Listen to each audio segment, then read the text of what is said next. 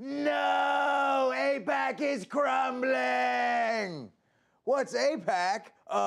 The American Israel Public Affairs Committee, the most powerful pro-Israel lobbying organization with an annual budget of over $64 million and goals that include ensuring $3 billion a year in U.S. military aid to Israel, expanding the Israeli settlements in Palestine, and making sure the U.S. vetoes all UN resolutions critical of Israel. And they're crumbling! Just like my mother's noodle kugel at Rosh Hashanah. That's right, I'm Jewish! According to the New York Times, the committee known as AIPAC was handed a stinging defeat after Mr. Obama mustered enough Democratic backing in the Senate to halt a vote on a resolution of disapproval against the Iran nuclear deal. A group known for its political clout saw its power and reputation in Washington diminished. Psst, whatever. Maybe AIPAC didn't even care about stopping the Iran nuclear deal.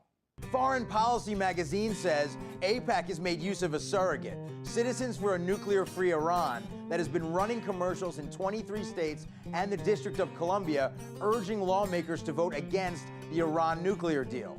That effort, variously estimated to have cost somewhere between $20 million and $40 million, failed to persuade enough Democrats to block the deal in Congress. Okay, fine. I guess they kinda totally did care. And they weren't the only ones. All told, lobbying groups spent upwards of $100 million to block it. And the philanthropic organization, the International Fellowship of Christians and Jews, ran this ad. Set, go, yeah.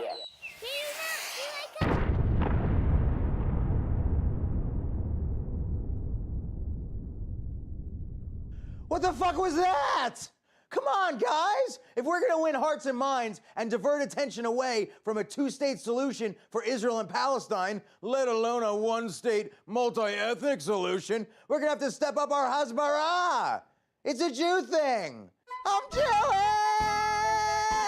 The Jerusalem Post says Hasbara literally means explanation, but it has become the Israeli term for a broad range of activities aimed at disseminating positive information about Israel and promoting positive attitudes toward it.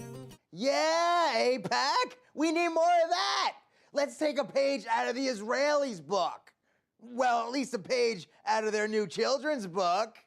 Author Nurit Sternberg recently penned Tzuk and Etan Find a Loving Home. It tells the tale of two hungry kittens rescued by an Israeli soldier during last summer's bloody invasion of the Gaza Strip. The protagonist, Matan, carries the cute kittens away from Palestinian kitten hell back to the safety of Israel in a cardboard box. Pay no attention to the M16s, children. Focus on the kitties.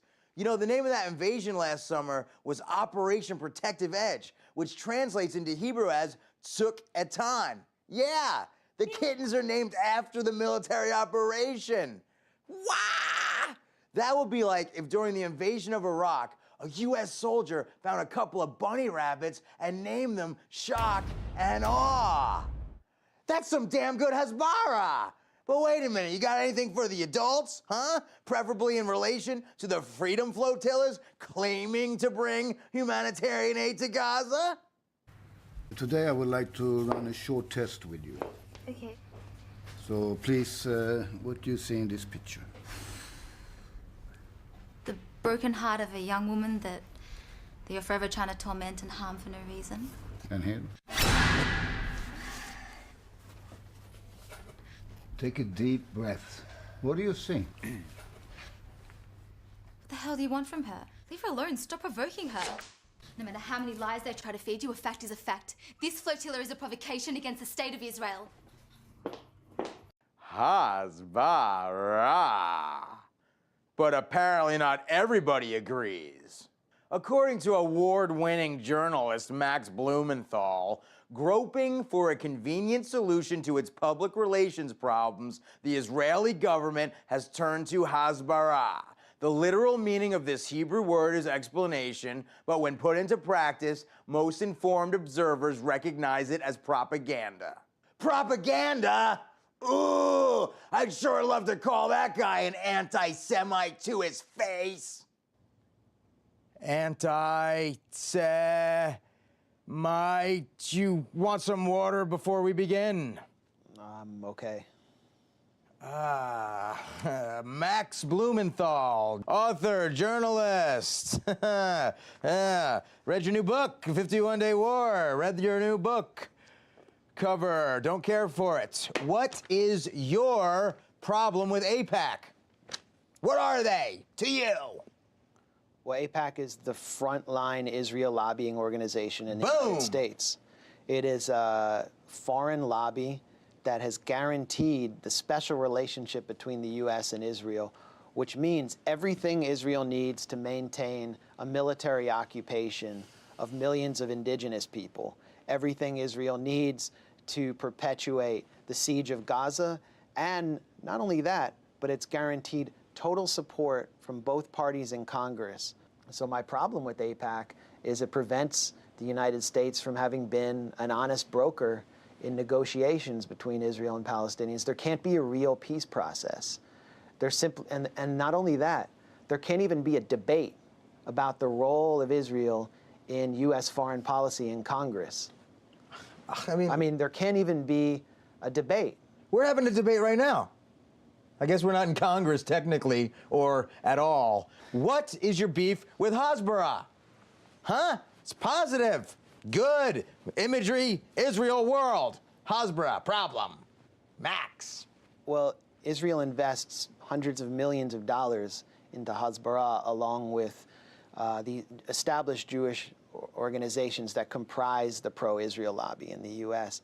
And they invest nothing into changing their policies towards Palestinians, into ending the 50-year occupation or relieving Palestinians from decades and decades of apartheid. And that's why they need Hasbara.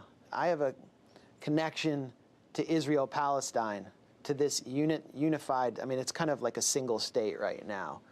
No one knows where the borders are. I can give you $100 if you can turn that piece of paper over and draw me where Israel is. You can't draw it.